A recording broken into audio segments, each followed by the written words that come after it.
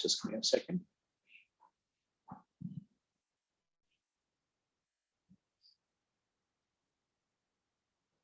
Yep, so we are live. So greetings, everyone. I'm going to be trying this thing today where I'm going to be copy pasting your questions into this Zoom Hangout. Why am I going to be doing this? Because just a minute, I'm hearing an echo. Yeah. So why am I going to be copy pasting these questions here? The reason is, one of the feedback that we got from people who reviewed the videos after the Hangout was over was that we didn't really understand what the question was. So it's nice to just see that in written form. And just for that one reason, I'm going to be copy pasting the question into this mind map. Now, let me just start with a very brief introduction. The first thing is about me. So again, my name is Karthik, in case you guys don't know me. So Karthik Palaniappan, right? That's how you spell my name. So who am I, right? I am an alumnus of IIT Madras and Stanford University. I got my PhD from there. I worked in the corporate sector for about 4 or 5 years, mostly with startups. I got terribly bored because I felt that regardless of where I was in the corporate hierarchy, I wasn't getting to do very creative things or very impactful things. So that is about the time when I thought if I did an MBA, that would change because then I would be able to work on more impactful projects. So 2012 is the year in which I started preparing for the MBA. I got a 770 on the Gmat. I have been a very good test taker through life. And then I got into the executive MBA program at Stanford, which was then called the Sloan Fellows Program. For a few reasons, I couldn't take it up at that point, but I had learned a lot through that process about the entire GMAT preparation journey, the MBA essay writing journey, the school selection journey, all of this. And I thought, so that was on the one side. And on the other side, I also wanted to be starting a company of my own. Like I said, I was getting bored of the corporate sector because I felt I wasn't having a lot of impact. So I tried to put both of these things together. So on the one side, I had accumulated reasonable expertise in the MBA application process. On the other side, I wanted to work and start my own company. So that is how August Academy was started in the year 2013, the first month, the first week of 2013, that's when we started. We've been in business for about 8.5 years right now, and we've got excellent results.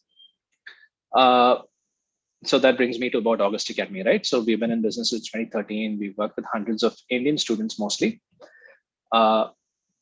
We did test prep for the first 2 years. Now we are primarily an MBA admissions consulting firm. We are a boutique MBA admissions consulting firm. What that means is, it's the opposite of factory. So we are not a factory, right? We work with a select number of candidates every year. But having said that, we still get a lot of inquiries, probably because we have developed a reputation as one of the more successful firms in India. So in order to help people address their questions, we started this weekly webinar series. So last year, we did a total of 24 webinars every Tuesday from July onwards to the last week of December, which is just around the week of Christmas. People were very excited. We had an average attendance of about 20 to 25 participants per webinar. So you could imagine, right? I mean, we've easily advised around 600 to 700 people through our weekly webinars alone. And then we took a small break and we started the webinar series again 2 weeks ago. At this point, this is when the MBA admissions season is still in its early stage. So, we've thought that maybe we would try doing a webinar every other week. It's also a major time commitment for us. And so this would be the second webinar, or rather the second hangout of the year 2021-22. We will be doing this once every 2 weeks till the end of June. And then depending on the number of people who are asking us for help, we will either continue on a weekly basis or bi-weekly basis. So that's the very, very short introduction that I had to give. I don't really have a presentation. As you can see, my presentation is blank. and I need to be populating it with questions that you guys ask. So I'm happy to answer any questions you people may ask. You may speak, or you may even add it to the chat. Since I'm going to be copy pasting it to the screen, please don't share very personal information. I'm not really going to be differentiating between direct messages and public chats. Okay. So I'm going to be copy pasting the first question here. Let's do this. Can people see this? Just give me a thumbs up or something, 1 or 2 thumbs ups. Yep. So my question is, a few schools like Tuck, Darden, Duke, etc., have an early decision round. What are the round admission chances in round 1 versus EA, right? Okay, great. I'm just going to capitalize this. I don't think there's going to be a major difference between your chances in R1 and R2. Having said that, the fundamental purpose of early admissions round is to signal to the university that you are really, really interested in their program. And definitely in the case of Duke, what you're going to be doing is you're going to be committing that you will take up the offer if you are made an offer. Okay, Darden is non-binding, but Duke and Columbia are binding. I still haven't evaluated Tuck yet. So the thing here is, when it's a binding offer, you are making a moral commitment that you are going to be taking up the offer if made it. And so the university definitely gives you more consideration than in any other round. So if you're really interested in a particular university, go for the early decision round and you will be suitably rewarded. But having said that, a lot of people, especially from India, are thinking this way. And I know that some of these schools receive a lot of traffic in the EA round, but not as much traffic in round 1. So because the traffic goes down in round 1 versus EA, your chances may not be that bad in round 1 also. Okay. So primarily make the decision based on how committed you are to taking up the offer from that particular school. Secondarily, base your decision on admit chances. All right. So I have another question here. I'm going to be copy pasting this here.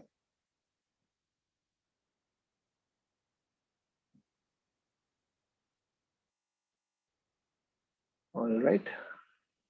Let me think this is what the question here is.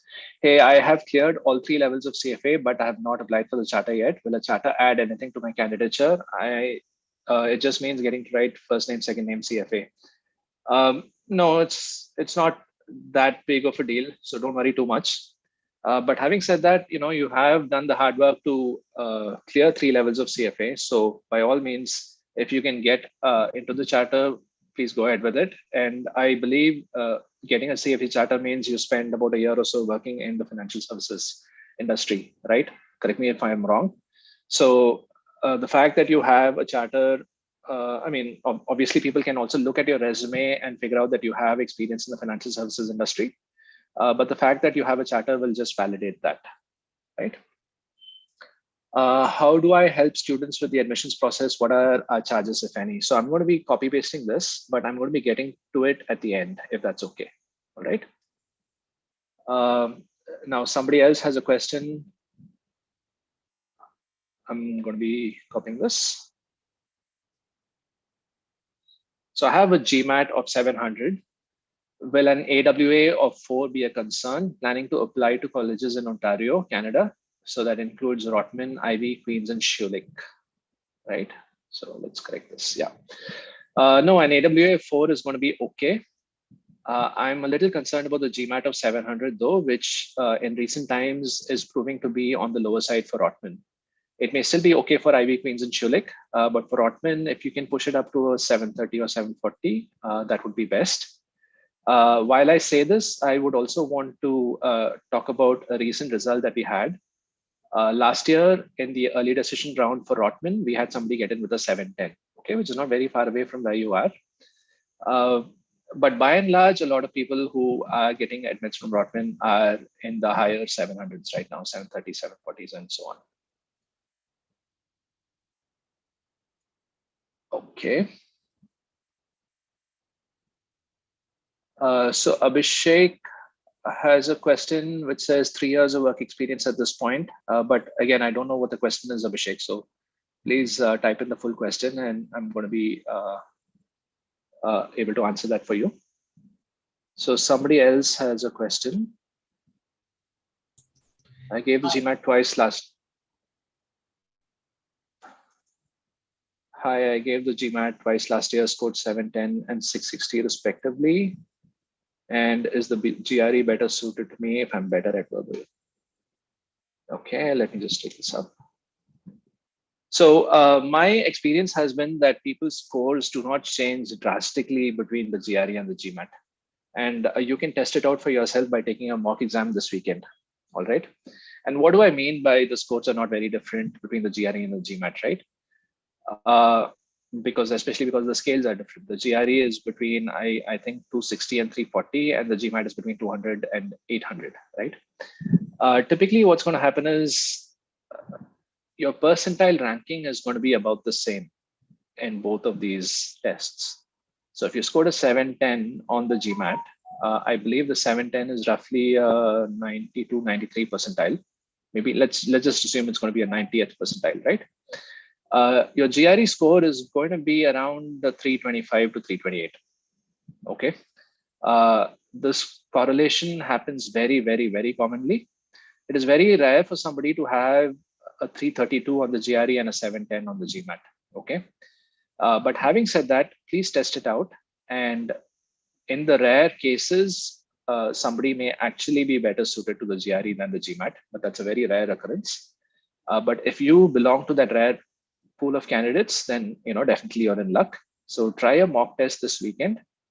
If your percentile ranking is significantly better on the GRE than the Gmat, prepare for the GRE and give the GRE, right? I think somebody had a question on the mic. Can that person repeat their question, please? Oh, I wanted to ask if you've worked with, if your team has worked with non-traditional backgrounds. Like, for instance, let's say for me, I'm an entrepreneur. I have a little startup, and how does that bode for me? And does not having a name brand or a large scale firm hurt my chances? And if so, is there a way to compensate for that, either through the Gmat or through my essays? So yeah, I hope you can distill it in the in there. Okay, perfect. Thank you. Sure. Yeah. So the question here from Sonam is, have you worked with students from non-traditional backgrounds, and does not having a name brand firm hurt my chances? So the answer to the first question is yes, we have worked with several students from non-traditional backgrounds. I've worked with doctors, I've worked with dentists, I work with lawyers. I work with lawyers who are teachers. I work with dentists who are teachers, meaning they actually serve in uni, right? I worked with people who spent full time at nonprofits like Teach for India or Make a Difference. I currently work with somebody who spends time at IPAC, which is the Indian political whatever. So this guy was in the news last month, right? I forget his name, but he's big on organizing political campaigns in India. So I'm working with Kishore, right? Prashant Kishore, yeah. So I worked with a student who had worked for IPAC in a previous year, all right? And so yeah, a lot of non-traditional backgrounds, a good number of entrepreneurs. I wouldn't even think an entrepreneur is a non-traditional background. I think an entrepreneur is a purely traditional background, especially considering that we are applying for business school, right? So I work with people who. If I can interject there, I'm so sorry. When you say that they're placed in MBAs, do you mean that they're placed in top 20 MBAs, top 10 MBAs, or do you mean they're just placed in run-of-the-mill 50 to 100 MBAs? Because for me, that's really been something that I'm sort of just curious about. So a good number of our candidates are targeting the top 20 universities. So I think every year, maybe around 70% of the candidates end up in top 20 schools, and 30% of our candidates would be targeting schools in the top 40. So it is very rare for us to actually target something outside of the top 50. I want to clarify this a little bit further, because I don't want to come across as if we are elitist in any manner whatsoever. We are a business. We exist to serve people of all backgrounds, and we never turn away business. All right. So we work with people who are nice to us. I mean, I think that's the only category here. If somebody comes in and seems a little aggressive and pushy, we may find a way to not work with that candidate. But apart from the niceness factor, I don't think we really have any other qualifying criteria for who we work with and who we don't. But having said that, this is very self-selective. I think what's happening is people want support when they are targeting a more higher ranked university. And because of that, when people are targeting higher ranked universities, especially universities in the top 20 to top 40, they reach out to us, right? So it's not that we have a selectivity criteria there. It's more a self-selection process where the candidates who approach us are people who are targeting this range of schools. For your second question, does not having a name brand firm, does it hurt my chances? No, it doesn't. As long as you can showcase the legitimacy of your business in some manner. So if it's a venture funded startup, then that is automatically legitimate. If you bootstrap and you can demonstrate that you've grown revenues by a large amount, sure, that is also legitimate. If it's a family business, then it becomes a little sketchy because I get a lot of resumes from family business candidates who, may not necessarily have put in the work at the business. It could be run by their dad or uncle, and maybe they have professionals in place to take care of some important activities of the firm. And sometimes people just take on positions like vice president and director and then just add some of those tasks to their resumes. This comes out very obviously in the essay stage and the interview stage. So, if you're family business, then be prepared to, go through some grilling. But apart from that, it helps to have a feeder firm like Fortune 500 or a McKinsey, Boston Bain, or a Goldman or a JP Morgan on your resume. If you don't have it, but you've done very well at your startup, that should still serve you very well. So don't worry too much about it. Yeah. Thank you. Yeah. So I'm going to be picking more questions from here. So which round will it be better to apply to the stretch schools, and which round is better for the safe schools? All right, so the most common strategy here is people apply to stretch schools in round 1 and safe schools in round 2. Okay. Why is this a good strategy? Because if you get into round 1, then you don't have to go through the application process in round 2.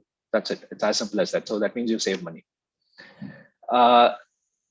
And a good number of people do the exact opposite as well. They apply to target schools and safe schools in round 1 and stretch schools in round 2.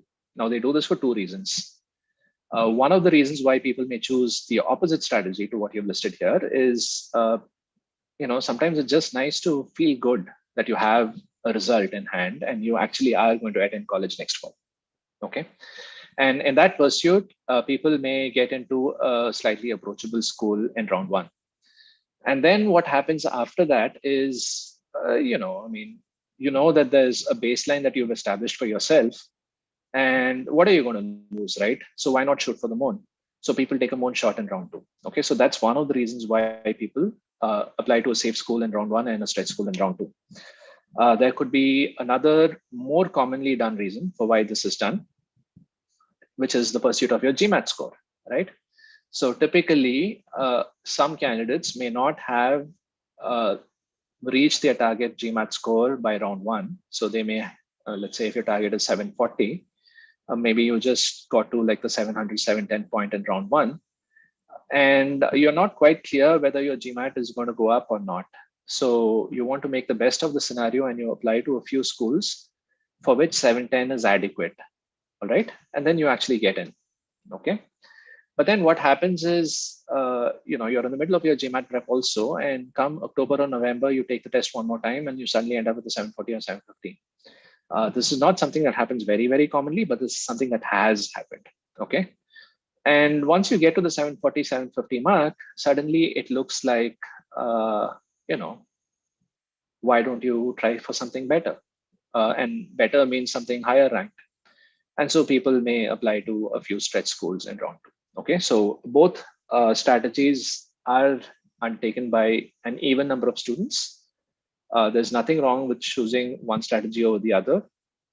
If you're a risk-taking guy or girl, then you may want to do the stretch schools in R1 and the safe schools in R2.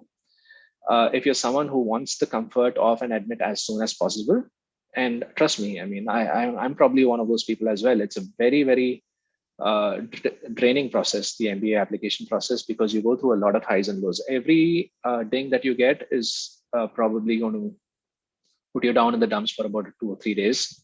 And that's if you're a fairly strong person. And if you're a normal person, you're probably going to end up feeling low for about a week or 10 days, all right? And then, maybe another ding is going to come in. So it's a very draining process, emotionally speaking. So if you feel that you don't have the fortitude to weather that, then apply to safe schools in R1 and stretch schools in R2. And that way, you have a baseline, you have the safety of going to some college in the next year. Then, of course, the third scenario is where your Gmat is in progress. Okay. Somebody else has a question. Quant is a weakness targeting HBS, GSB, and Insead. Okay. I don't know what your full question is, but I'm going to assume this and I'm going to give you an answer. If you're targeting HBS and GSB, GSB is Stanford, HBS is Harvard Business School. These are the top 2 ranked business schools, right? I mean, I think Harvard's probably ranked top number 5 or something this year, but traditionally Harvard's been ranked number 1, okay?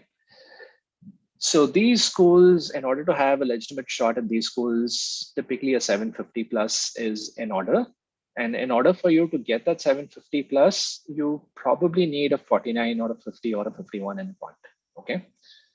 So if you're a superstar in verbal, you may be able to get by with a 48 in quant and let's say like a 45 or a 46 in verbal, okay? But a 45 or a 46 in verbal is something that very rarely happens, okay? Whereas a 51 in quant is something that happens more commonly, all right?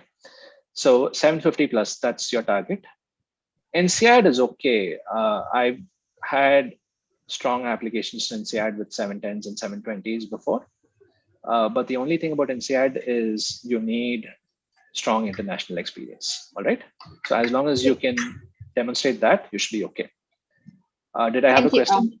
Sorry, yeah. This is my question. If I can just respond to your point a little bit. So I got a V44 when I gave it last, and I got a Q43. Then I gave it again, and I had somebody who was very disturbing next to me. Their keyboard was very distracting. So I scored a Q47 and a V35. My verbal has been traditionally very strong, and on my mocks, I was in the range of 43 to 45 in verbal. And my quant has always been weak, but I worked on it, and I think I brought it back up to 47, 48. But my score went from 710 to 660. After 3 weeks of extra effort, like 50 points down. So I was just. No, I think you should just take it one more time. Blame it on bad luck for the second attempt. If you can maintain your, let's say 44 on the verbal and stretch your quant to about 47, what are we looking at? 720 or 730, right? Yeah. Yeah. That may still be on the lower side for HBS and GSB. Maybe not for Insead if you have strong international experience. Yes. So if you want to push quant up further, I mean, first of all, it's not something that is definitely possible for everyone, but you may want to consider working with a tutor, right? So I'm sure you've examined that option already, but just doing that. Yeah. Sure. Thanks. Yeah. So let's see. Somebody else has a question. Doing MBA at 35 and opting for a 1-year MBA in the US. Challenges for admission, scholarship, job opportunities, right? Okay, typically when someone crosses, let's say 31 or 32, that is an indication that they have 10 plus years of work experience, all right? And at that point, you become better suited for an executive MBA than a regular MBA. The oldest candidate that we've helped who got into a regular MBA program was 34, I believe, at the time of application. All right. So if you start working with us, you would definitely be the oldest candidate that we would have worked with. Think about why you want to do a regular MBA. Think about whether an executive MBA would be the better option for you.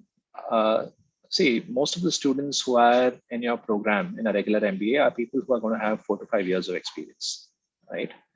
Whereas people in the executive MBA class are going to have about 15 years of experience at the minimum, going up to 25 years of experience. This is when we are talking about executive programs in the US. In India, an executive program implies that you would have people between 5 and 15 years of experience, right? So let's keep that aside for right now. So as someone who's got about 13 to 15 years of experience, you may find a more suitable peer group in an executive MBA classroom, all right? Executive MBAs, it's not that challenging to get admission, except that if you're in India and you're looking to go abroad for your studies, then you're probably looking at a full-time executive MBA program, all right? Now, there are only about 4 options for full-time MBA programs at the executive level. There's Stanford, the same program that I said I got into. There's MIT. There's an equivalent Sloan Fellows program at London Business School, not the US, but still, that's the other global one. And then USC Marshall has something called the Ivey program. So these are 4 programs I know abroad that cater to people at the executive level and are full-time. Within India, of course, all the IIMs have executive programs. ISB has the PGP Max. So these are pretty much the programs that you can target. Now, because MIT, Stanford, and London Business School are amongst the top 7 schools across the world, getting in is going to be a little difficult. Okay. So the challenge here is not that you're targeting an executive MBA. The challenge here is that you are applying to 3 of the top 7 best schools in the world. Okay. Scholarships are typically difficult at the executive MBA level. Job opportunities may be good, but typically these programs are not geared with a career search in mind. And why is that the case? Because half the candidates you will be studying with will be sponsored by their company. So it is not fair for the college to actually offer career search avenues for somebody who's being sponsored by their company. So there's a conflict of interest there. That is one reason. The other reason why this is not exactly easy is because job search at the executive level is an art. Whereas job search at the regular level, there's a very straightforward pathway for somebody who's got 4 years to get into an MBA program, graduate, and get out as an associate consultant at McKinsey or a Boston or a Bain, or an operations manager at an Amazon. So this is pretty much a pipeline here at the regular MBA level. Whereas at the executive MBA level, you're already senior and you're probably looking for an even more senior position. There aren't too many positions open, and even if they are, it's definitely not a mass recruitment kind of scenario. And because of that, the career search is very, very niche, and schools are not able to do a great job of providing you with career support. Okay. I have an article on our blog site, the August Academy blog site. Actually, let me see if I can find it, right? Just give me a second.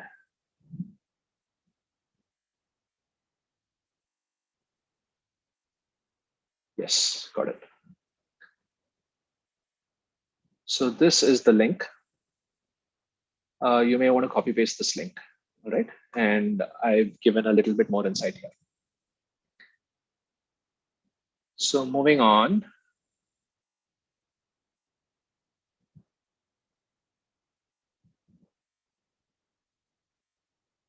Okay. How much weight is given to Gmat by colleges, all right? So it looks like we have quite a few questions. So traditionally, colleges say they do a holistic evaluation, all right? But it turns out that most Indian candidates have very, very similar profiles. So, you're either bracketed as an IT engineer or as an Indian consultant or as an Indian non-IT engineer, right?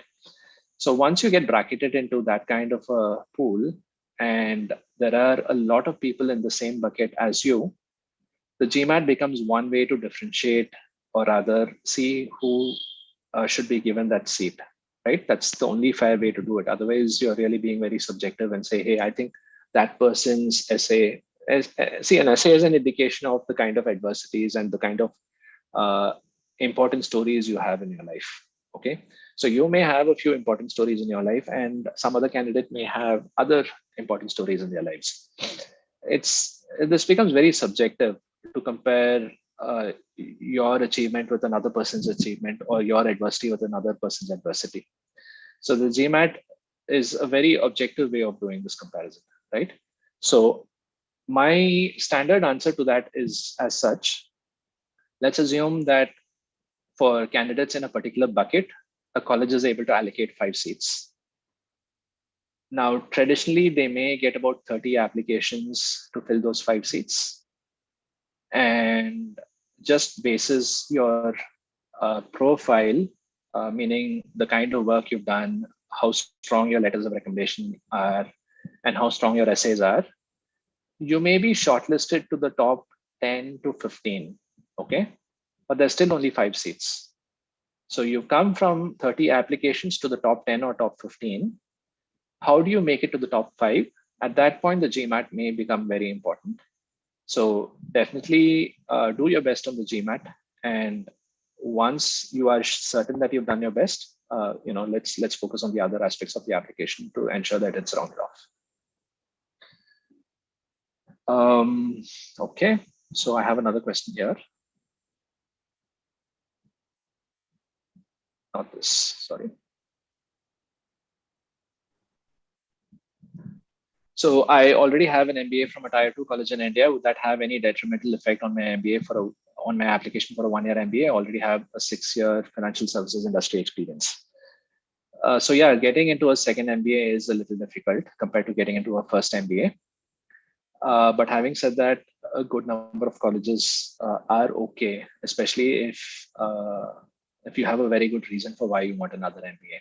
Okay, and this is also attractive because typically the second MBA candidates would have slightly different experience coming in.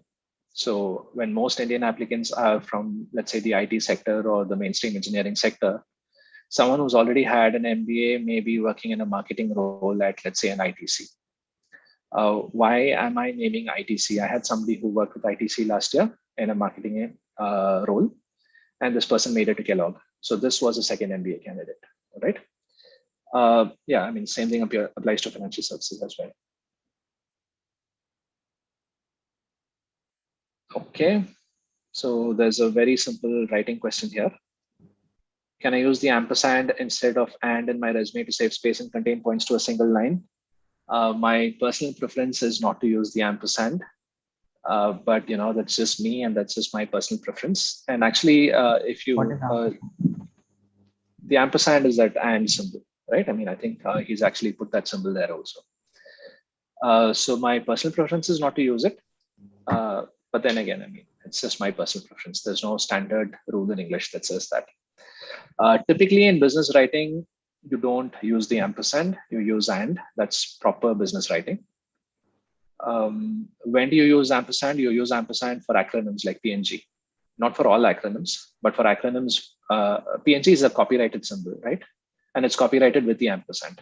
Okay, so it's written like that. Whereas Benson and Hedges is just Benson and Hedges, right?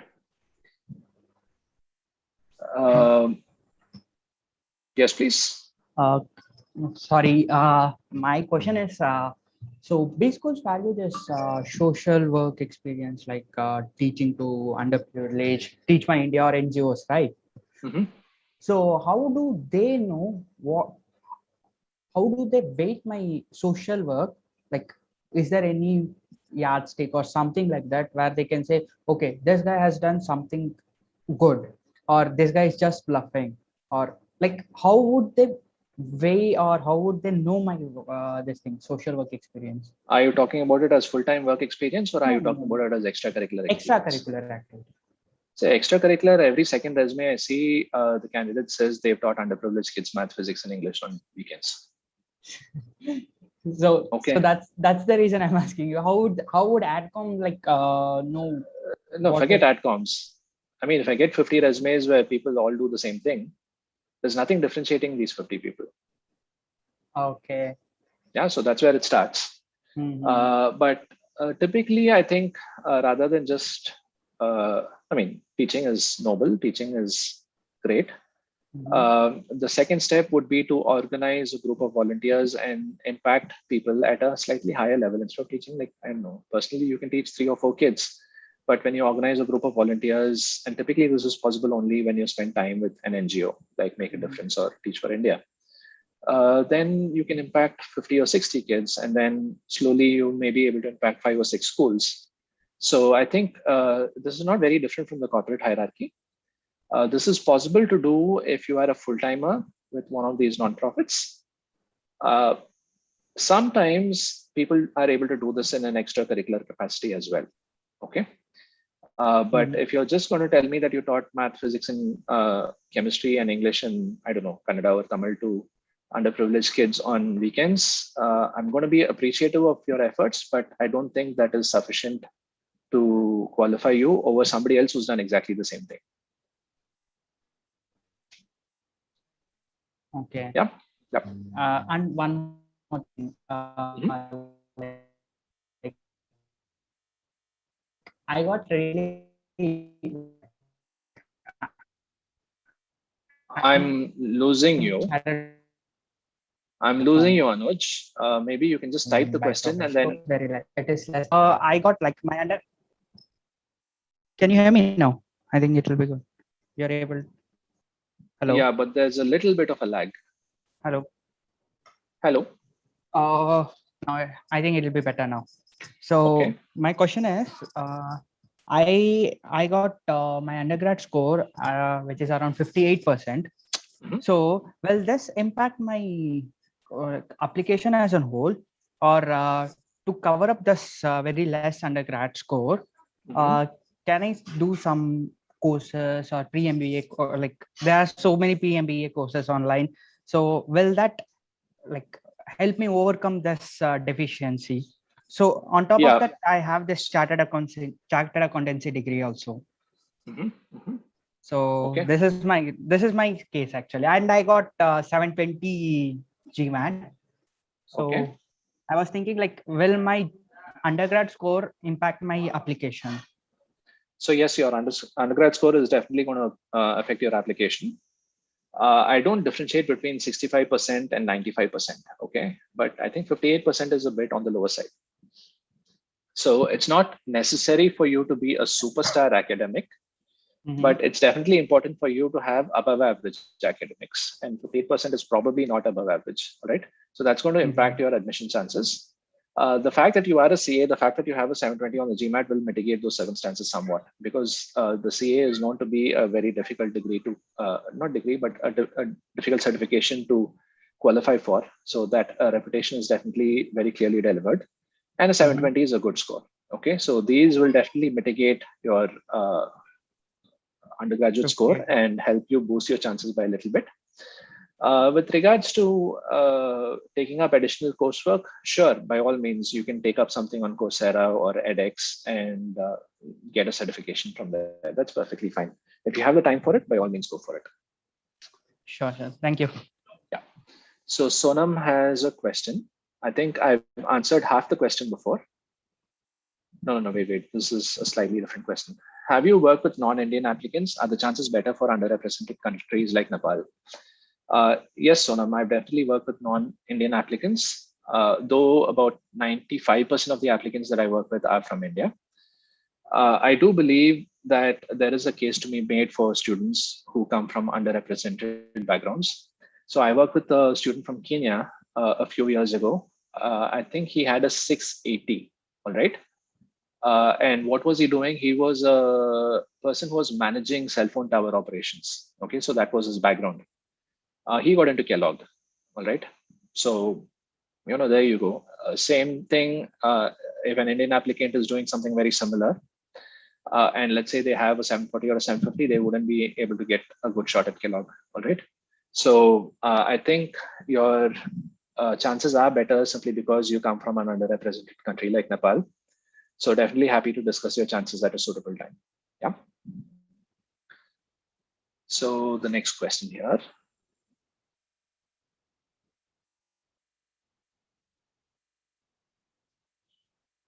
Hi, I'm a CA with 3+ years of post-qualification experience and 6+ years, including articleship, mostly in the Big Fours. BCom from IGNO correspondence. Does this adversely affect my chances of getting into Ivy League, like Harvard, Stanford, Wharton, etc.? No. I think most CAs that we work with have a similar pattern here. But typically, we recommend that people come in with about 4+ years at the time of application, though 3+ is also fine. So finish up your Gmat, try to get around a 750 or a 760, and then let's get started on your application process. Whether or not you get into Harvard, Stanford, Wharton, that really depends on the rest of your profile, and it also depends on how impactful the projects you've been working on are.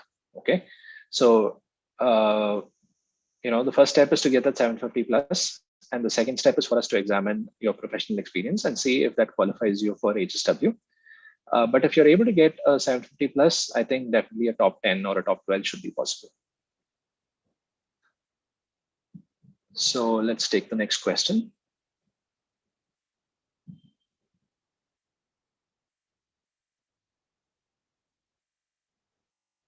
So I have 2 years of work experience as a software developer. I have experience showing leadership and communication skills, an 8.5 CGPA in 10th, 12th, and BTech.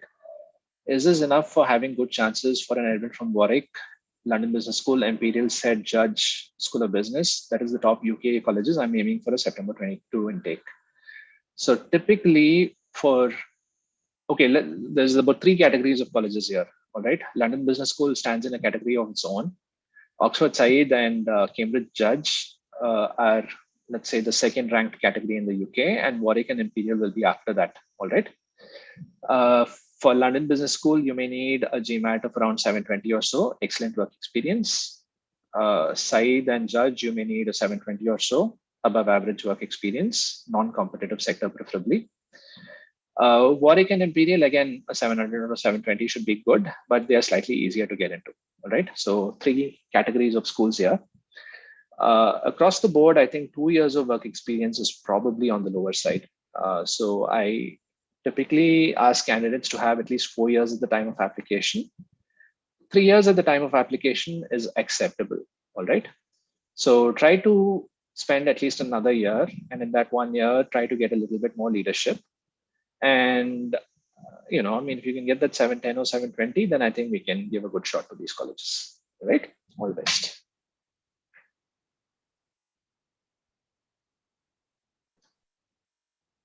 So let's see, there's another question here.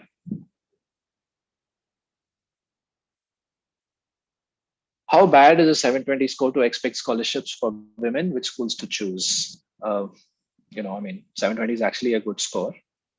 It's just that because a lot of Indian applicants are putting in their applications and they're all having very competitive profiles and competitive GMATs, a 720 gets sidelined a little bit, okay? But if you are from any other part of the world, including the US, a 720 would definitely be considered a very good score.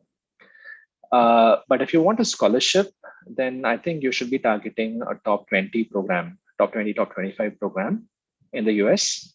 And I say this, and I think this is applicable for women applicants. The same is not applicable for male applicants. For male applicants, you may need a 740 to get a good scholarship from a top 20, top 25 program.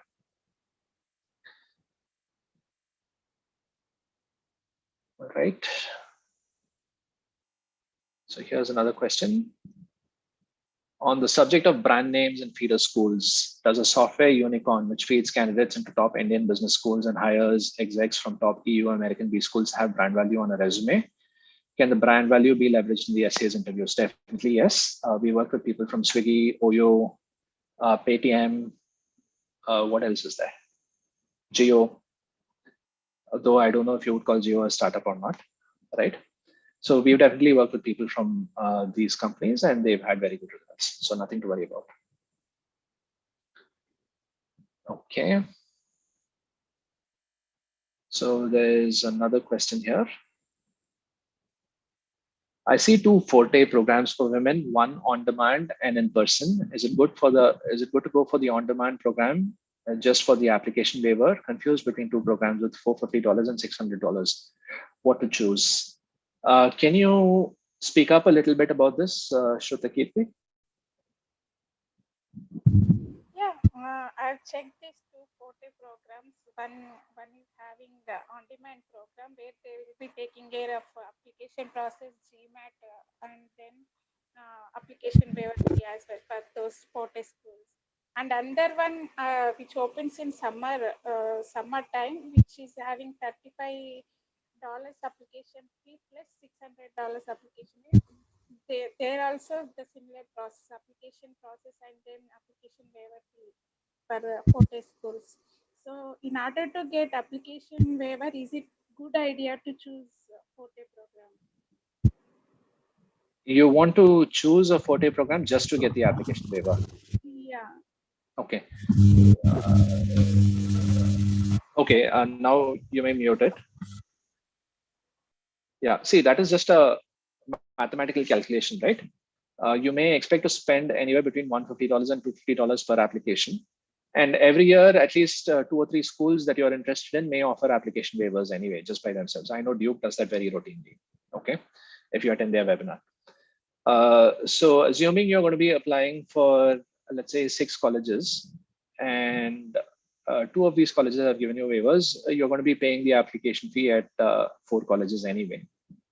So, I mean, if this number is smaller than that number, then it is worth signing up for this just for the application waiver itself. And whatever else benefit you get is definitely a bonus, right?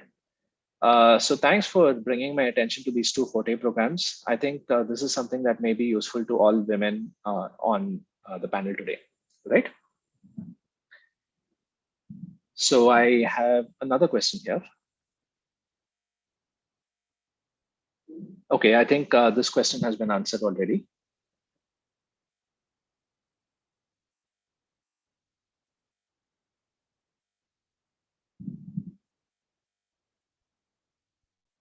All right. Hi, I have 2 years of work experience and currently running my startup and have received my first round of funding too. What are my chances of getting through for fall 2022? I'll definitely have to look at your CV to see how mature your professional experience is. You will be an outlier definitely in terms of the applicant pool. But if you are running your own startup, and in fact, if you've gotten the first round of funding also, that definitely means you've demonstrated a level of expertise that most people have not. And because of that, you may end up being a good applicant, especially if you have a great GMAT. The one question you may need to answer either implicitly or explicitly is, why are you leaving your startup after getting the first round of funding? Okay, so this is a question anybody who's seeing your application is going to have. So you may want to address it in your essays, or you're going to be asked it in your interviews, and you'll have to address it at the interview stage. So that's something that you will definitely need to go through.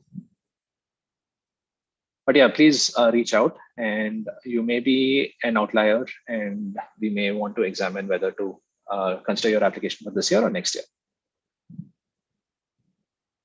All right. Hi, I have a 730 on the GMAT. Congratulations. I'm a CA finalist. Will my non-completion of CA affect my acceptance? In relation to work experience, I've worked 4.5 years at KPMG, which includes 3 years of articleship. I really think you should consider this as 1.5 years of experience at KPMG. I don't know what you mean by you're a CA finalist. Does that mean you got to the final stages, but you did not complete the CA? Yes.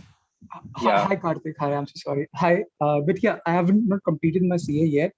Okay, but are you going to complete your CA? My intention is to complete it, but okay. I don't want to delay my MBA aspiration, which I've always been having. So the roles that I'm looking for is more towards the strategy and the business side of it, which does not require a CA degree, essentially. Okay. So due to the pandemic, I've lost 1.5 years already. I couldn't give my attempts. So I've lost a lot of time because of the pandemic. So in that regards. Yeah, and I'm assuming you have a BCom or some similar undergraduate degree, yes, right? I have a BCom from Christ. I've got 70%. Okay.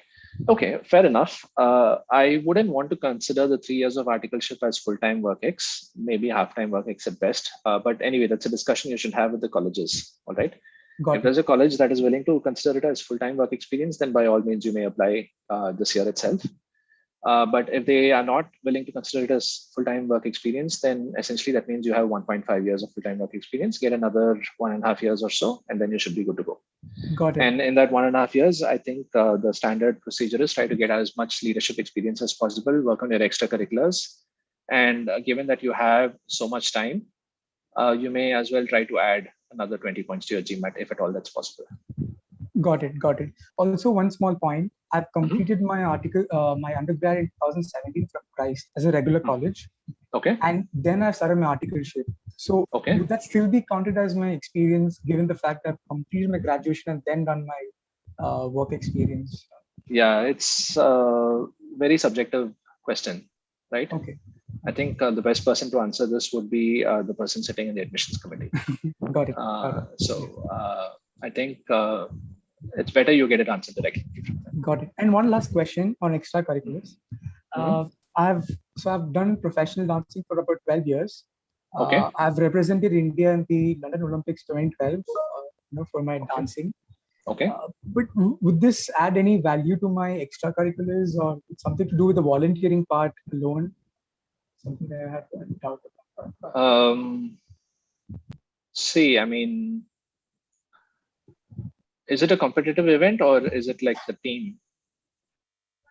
It's not like it's a team event where I was auditioned and we were a bunch of 20 people selected. And no. I mean, I think my question is it? Pardon me for my ignorance, but is it a sport? Are you awarded medals for this? No. I've got my certificates to perform at the Olympic. So I was part of the. Okay, so this is like this is like performing at the opening ceremony or the closing ceremony or something. Yes. Yeah. Okay, I think that's a very interesting experience. Something that's definitely worth writing about in your essays. Okay. You may want to mention it in your resume, but I don't see that having an impact on the application itself. If it was part of a competitive sport, like you're wrestling or whatever. Yeah. Then yeah, sure. By all means, I think that's going to have some impact. This is an event on the side, and this is not necessarily a purely meritocratic process, right? I mean, Got it. So it's okay. It's interesting. It's definitely interesting. Definitely, it acknowledges that you are a great dancer. Okay. But I think that's where we draw the line there. Yeah. Understood. Okay. Thank you. Yeah. Karthik, sorry. When you were explaining him regarding I have a lot of questions, Anuj. Can I take those questions and then come back to you? Yeah. Sure. No problem. Yeah. In fact, I think I'm even going to stop copy pasting these questions. How crucial is international experience for Insead? I have strong work experience, but none international. I think about 80% of candidates from India who are successful at Insead applications, not successful at Insead after they get in, but successful in getting to Insead, have strong international experience. 20% don't. All right. Now, what am I going to recommend as a consultant? I'm going to be recommending something that works for 80% of the candidates, not something that works for 20% of the candidates. Okay. Why? Because when you're coming to me and you're asking me for advice, I better be right 80% of the time and not 20% of the time. It's as simple as that. So I'm going to be saying every time that international experience is almost mandatory for Insead. But having said that, some candidates are able to make it to Insead without international experience also. Okay. So somebody else has a question. I have 760 on the GMAT and 5 years of business experience, but I have a 65%. Can I expect M7? Yeah, I think an M7 to M10 is fine. 65% is okay. It's still first class. So I think that should be acceptable. Divya has a question. I have not taken my standardized test yet. Is it wise to work with an admissions consultant from now? I want to make the round one. Okay. First of all, if you're doing this by yourself, Divya, I think definitely you should be working on your application and your test prep at the same time, because that's the way you're going to be saving time, right? Now, if you're going to be working with a consultant, I have no idea how other consultants approach this. But what I can talk about is the preference that we have I wouldn't go to the extent of calling this a policy at August Academy, but this is just a very strong preference. We really prefer that the candidates are done with their GMAT and have a score that is very close to their target score, okay, before they sign up with us. And I'll tell you why, okay. A few years before, we were signing up people even before their GMAT was done with the expectation that they were going to reach a certain target. And that target could have been a 710 or 740, changes from person to person, all right? And they pay us the money and then they start preparing for the GMAT and then they start working with us in parallel as well. And what happened in a lot of those scenarios is, well, they were not able to make their GMAT target in the first attempt, okay? So someone who thought they were going to get a 740 may actually have been in the 660s or something, right? And what happened at that point is they just completely disappeared from the picture, all right? For some people, that disappearance was for about a period of 2 months. For some people, it was 2 years. We had no idea what was happening, all right? And essentially what it did was it put us in a very difficult situation, okay? I understand the candidate's point of view where, you know, they've mentally fixed a certain GMAT target for themselves and they are not going to rest till that happens. And after that happens, they're going to come back to us for the application process, okay? But from our operations point of view, that actually hurts us a lot. You know, we make a certain plan to take a certain number of candidates every year, and we actually close our doors after we hit that number, all right? And when someone makes us close our doors to other candidates, but does not work on the application at that point in time, that's hurting our operational efficiency a little bit. And at a later point in time, you know, on the one side, they've not really worked with us. So it may appear that I have to refund them the money. But on the other hand, you know, I've been hurt because another candidate who was ready to go take the application is not working with me, right? I mean, so this person essentially blocked a seat. So these are very tricky issues, right? I mean, where neither you are right nor I am right. And it becomes a very difficult thing for us to solve. So I think for the last 3 or 4 years, at least, we've made a decision that we really, really prefer a candidate to have their target GMAT achieved, because that means they are ready, mentally prepared to start the application process. So that's the basic idea. Yeah? I don't know how other consultants work with this. So I have a 325 in the GRE and will have close to 2.5 years of work experience at the time of joining the MBA. I have international exposure in terms of a research internship in the US. My work experience has been diverse. I've cut across 4 functions through a rotational program at GE. What are my chances at Insead M7? 325 is not sufficient for the M7. A 325 is roughly the same as a 700. For the M7, you will need a GRE of 333 or so to start off with. Okay, so that's the first thing. I strongly recommend getting another year of work experience at least. But if you believe that your work experience is very strong and very diverse already, then under certain circumstances, it may be okay for you to apply this year as well. If you have worked in the US, then yes, definitely, I think your chances at Insead are better. Again, maybe another 3 or 4 points will help you with your application to Insead. All right, someone else has a question. Coming from a non-front office client-facing role like risk management in banking, should I aim for getting into a more prestigious company within the same role, or should I consider moving into a less prestigious firm with a more front office type role? I will start my professional life this month. Well, I mean, if you're going to be starting your work at this point, I think you should start working for a more prestigious firm, spend about 2 years there, and then move into the less prestigious firm and get into a more entrepreneurial role. I think that would be the way to go. Someone else has a question. Age 33, automobile engineer, good salary, Government of India. How's an automobile engineer working for Government of India? I don't know. Finished PMP, internal MBA. I don't know what an internal MBA is. International trainings in Germany, China, Six Sigma, extracurriculars, musician, CFP, GMAT score of 720. Great.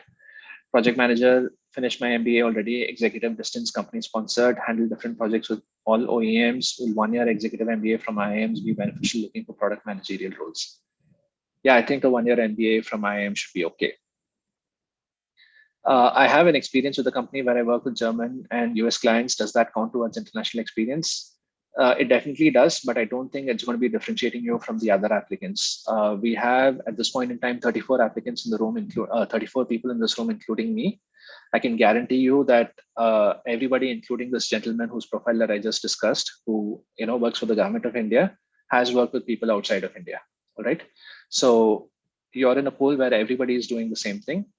That means you don't have a differential advantage. All right. Can we expect higher competition this year due to the pandemic? We definitely had very high competition last year. I believe there were a few different reasons for this. The pandemic was not the only reason. There were a few differences from the previous year. And I believe the economy was also a question. All right. So there's some correlation that people have drawn between when the economy is doing badly and when a lot of people are moving away from the workforce to spend time in college. So I think last year was one of those years where that correlation was in full effect. I don't know if that's going to continue this year. I definitely think this year we're going to have higher competition than the previous year, not last year, but the previous year. But my sense is this year, the competition is going to be somewhat easier than last year. Okay, but that's just my opinion here. I'm not basing this on any fact or data or anything, right? Apart from one-year program from MIT, Stanford, LBS, and Marshall, can I target Kellogg, Insead, and Cornell? Sure. I mean, and that really depends on your profile. As long as you have the right Gmat and the background, I think that should be fine. Okay. So someone has a question. I have just graduated and I'm working in my family business.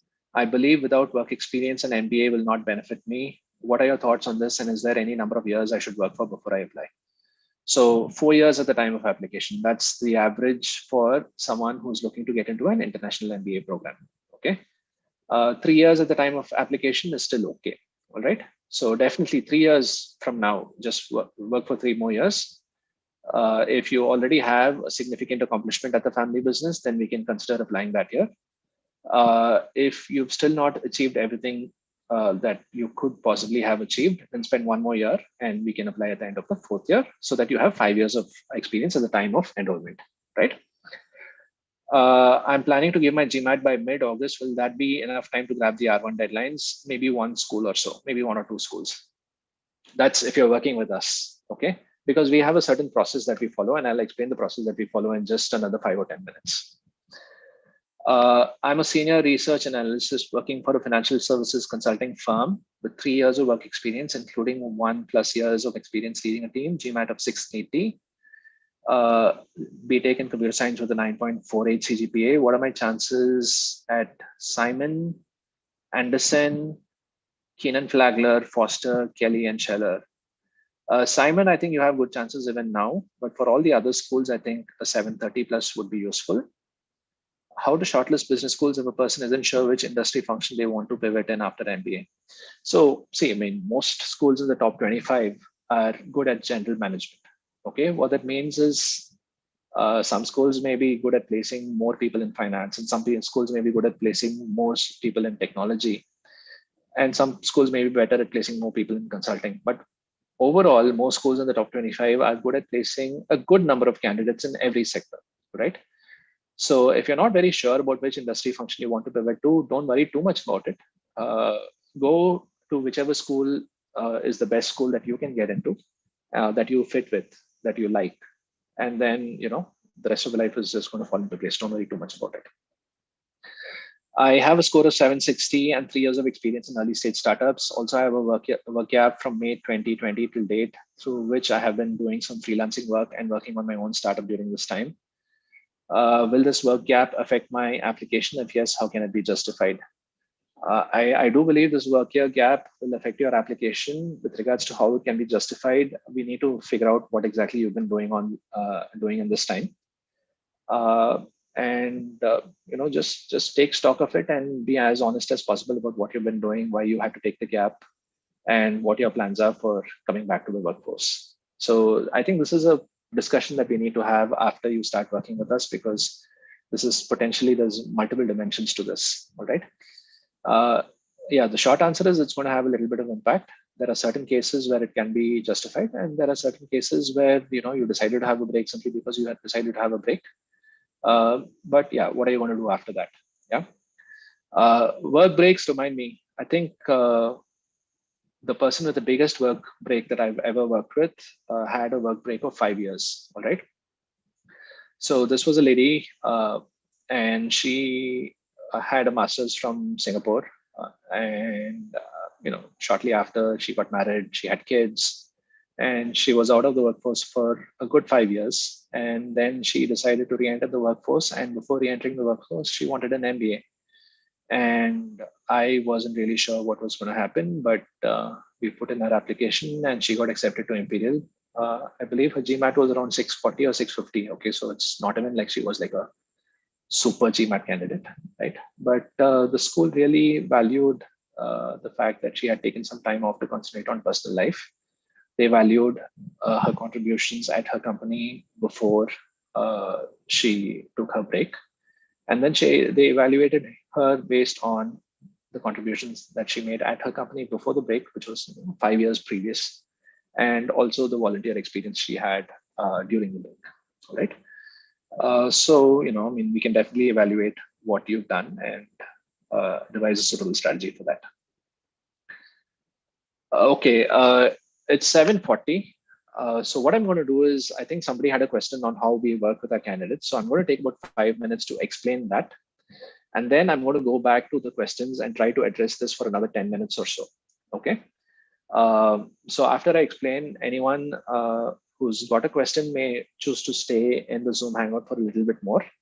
And if you're still interested, you can still hang out. But if you have other things to do, then, you may consider the meeting to be closed for all practical purposes, right? So here's how we work. We work with a limited number of candidates every year. And when somebody starts working with us, the first thing is for me to understand their background.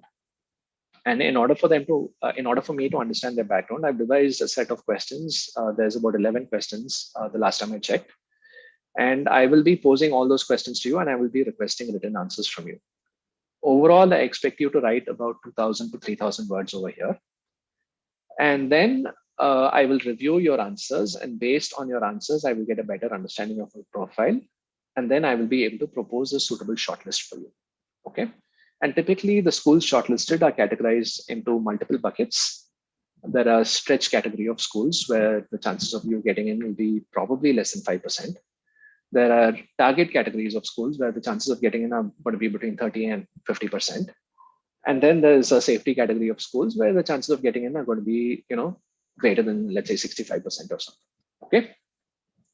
Now, then you're going to tell me what schools you want to work on. I'm the kind of person who will be happy to work with you on the kind of schools that you really desire to apply to. Okay. But if the school that you want to apply to is categorized as difficult, I want you to acknowledge to me that you understand that it is very, very possible that the result is going to be negative and you are comfortable with it. So if you give me the assurance that you will be comfortable with a negative result, I will definitely help you apply to whatever college you want to. Okay. But I will be giving you advice. I will be saying, hey, this is difficult. This is more probable. Why don't you consider this? Okay. And then if you take my advice, well and good, and the chances of getting in are very high. But if you still want to give it your moonshot, then definitely, by all means. Remember, we talked about an R1, R2 strategy. This could be part of that R1, R2 strategy as well. All right. So after we choose schools, what's going to happen is we're going to be starting our work on essays one after another. So in our comprehensive tier of packages, for every college, we'll have one brainstorming call. So we'll be setting up a 1-hour brainstorming call.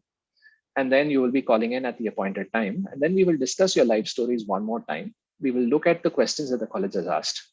So Stanford, for example, had this question: what matters to you and why? Okay. So potentially, let's say somebody who's about 25 years old, from a typical middle-class Indian family, working in, let's say, some engineering firm and spending weekends working with a nonprofit. Multiple things could be of importance to this person, right? Maybe this person is a first generation or second generation graduate. All right. So for this person, it is important to bring their family into a more prosperous way of life. It's probably something that's important to you. All right. Maybe you work on some high profile projects at your company and it's, let's say, an IT firm. and you're working for financial technology projects, right? Maybe your ambition is to make the best fintech product in the world, or let's say a competitor to Bitcoin, all right? Maybe that's your most important ambition, all right? Maybe you come from a very rural background and the NGO that you work with is teaching underprivileged kids, okay? So maybe you're really passionate about ensuring that all the kids in your hometown or home village get access to 12th class education or better. And so every summer you spend some time and you help set up a school there, and that is something that is of importance to you, okay? Or maybe let's just say you have a very interesting hobby, you're interested in collecting coins, and there is this one very rare coin from the Mughal era that you want to collect. You know, any one of these things are possible. There's nothing which says one is more important than the other. All that matters is what matters to you. And the rest of the questions is all about why it matters to you, okay? So we are going to be discussing about 4 or 5 different possibilities. And for every possibility, I'm going to be asking you really, really difficult questions. Are you sure this is important to you? Why is this important to you? You're telling me this is important to you, but I don't really understand the rationale. I'm going to be pushing back at you, all right? And you know, sometimes you may find this stressful, but the idea is not for me to stress you out, but the idea is for me to really get you to think about the fundamental assumptions that you're making. So after we have an hour's worth of discussion, we are going to come to some clarity about, okay, what are the answers we are going to choose for every question? And what is the fundamental rationale behind why we choose those answers, right? And then I'll help you put together a bullet point structure for all of those answers. That's what this session is all going to be about. And then you take whatever time you want to take, and then you prepare a draft, and then you will send me the draft once you're done. My turnaround time is about 2 to 3 days. I will get back to you with my comments on how you can improve the draft, and then you send me a second draft, and then I'll send you more comments on and so forth. So this is how we work. Now, in our 5-school comprehensive package, we include 2 mock interviews by default. In our 3-school comprehensive package, it is not there by default. It is a separate but chargeable module, all right? So it's perfectly okay for you to sign up for a 3-school package, and then you can sign up for an interview prep package at a later point in time. And this is, I believe, very competitive with most other MBA admissions consulting firms out there. So this is the comprehensive tier of packages, where we have this limit of 1 brainstorming call per college. Most people who work with us work on a comprehensive tier of package. Okay, so this is how things have been for the last 4 or 5 years. Last year, we introduced something called an ultra tier of packages, where it's essentially the same as the comprehensive tier, but we don't limit the number of brainstorming calls. So that's the one difference between the ultra and the comprehensive. In terms of charges for the 3-school package, at this point in time, we charge 180 plus GST. GST is at 18%. For the 5-school package, we charge 230 plus GST. Again, GST is at 18%. And the 5-school ultra package, we charge 340 plus GST. Again, GST is at 18%. This is all last year's pricing. And very shortly, by the end of this week, we are going to be revising it upwards for the new batch. We expect it to go up by around 10% or so, though we haven't settled down on the numbers yet, okay, which is why it's taking us a little time. So this is all I wanted to explain about how we work with our candidates. If you have further clarification that you want, please send me an email and I'll be happy to clarify for you, right? Okay, moving on. So officially we can consider the Hangout closed. I'm just going to try to answer another 4 or 5 questions, and then we'll formally close the Hangout as well. Somebody has a question. Do MBA colleges accept 3 years of undergraduate, or do they require 4? Yeah, MBA colleges frequently accept 3 years of undergraduate as well. So that's not so much of an issue. Though I know that master's applications require you to have a 4-year undergraduate degree, especially in the US. So someone has a question. Hi, Karthik, I'm a software engineer, 2+ years of work experience now, working parallelly in family business as a credit risk manager. Preparation for Gmat, planning to do MBA in Singapore, primarily and US NTU or Melbourne Business School, Manchester MBA for fall 2020. I think that's probably a typo. You're probably looking at fall 2022. 7.95 out of 10 in BE, co-founder of a small startup, have a good set of volunteering experience, national player in badminton, etc. Any inputs to this profile? Definitely looks like a great profile. I'm a little concerned about this 2+ years of work experience. Definitely having 3+ years of work experience will make me more comfortable. Everything else depends on the GMAT. If you're targeting NUS or NTU, I think 730 will put you in a very good position. The rest of your profile seems great. I think we can give it a good shot. I just graduated and I'm working in my family business. Without work experience, an MBA will not benefit me. What are your thoughts on this? Yeah, I mean, I agree with you. And typically for top tier colleges, you should be looking at having 4 years of experience at the time of application, 5 years at the time of enrollment. Someone has a question asking on behalf of a friend who could not make it to the webinar. Indian female, economics from Christ, 5 years of work experience at KPMG and Goldman Sachs. Lead colleges, NGO chapter 700. Chances at LBS, M7, Oxford. Do I need a higher or lower GMAT? M7 is going to be difficult, all right. I still want you to target that 750 plus for the M7. With regards to LBS in Oxford, I would be a little bit more comfortable if she had another 20 points, 720, let's say. But we may, it seems like a good profile. We may make it a fair application at 700 as well. These are going to be stretch schools at 700, so definitely need to include a few safety programs too. Yeah, I think I answered this question. So yeah, I have a GMAT of 680 with nearly 7 years of work experience in different high growth AI startups, predominantly in client facing roles with some leadership experience. Do I stand a good chance for any of the Singaporean colleges? Absolutely, yes. But definitely if you can get your GMAT up to 710 or so, I think that would be great. If I haven't done any concrete social work, will it affect my application? We really need to look at it very holistically. A good number of candidates that I work with probably don't have great community service experience on their applications, but they usually have other hobbies and other areas in which they've spent their time. So we'll need to look at what you've done with your free time. And as long as you've been constructively occupied, I think that should be good. And the fact is, you still have some time to contribute to some nonprofit, right? We just started June. So if you're looking at round 2 applications, we have a good 7 months ahead of us. So by all means, get started with something within the next 2 weeks. I think a lot of states are facing a lot of difficulties with COVID support, for example, and a lot of those positions are remote volunteering positions as well. So by all means, take up some of those positions, do your best, help our country, help your state, and also crack your MBA application, right? Garima has a question. Can you please repeat the pricing? Voice was cracking, I couldn't hear. 1,80,000 plus 18% GST for the 3-school comprehensive, 2,30,000 plus 18% GST for the 5-school comprehensive, 3,40,000 plus 18% GST for the 5-school ultra. Subject to about a 10% change by the end of this week. We are not very clear on it yet. We haven't confirmed it, but it is very likely. Whatever pricing I'm quoting is for last year, and we have maintained it till the end of May.